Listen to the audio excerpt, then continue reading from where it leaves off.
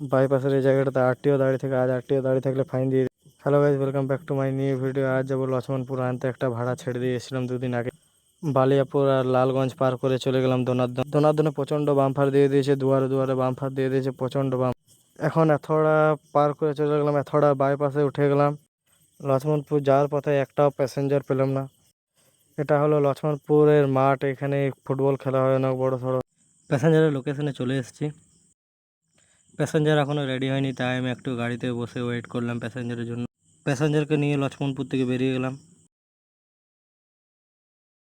এটা হলো চলবুরপুরের overbridge. চলবুরপুর overbridge থেকে উঠে বাইপাসে চেপে গেলাম। বাইপাস থেকে এখন নেমে গেলাম। এসে পরে দেখছি লালগঞ্জে প্রচণ্ড জাম হয়ে গেছে, বড় গাড়ি প্রচণ্ড। বালিয়াপুর আর আমডিয়া পার করে চলে গেলাম এখন বিলাতে প্যাসেঞ্জারকে নামিয়ে পর পয়সা নিয়ে চলে গেলাম বাড়ির উদ্দেশ্যে। লক্ষ্মণপুর থেকে আস্তে আস্তে সন্ধ্যা হয়ে গেল, চারিপাশটা অন্ধকার হয়ে গেছে।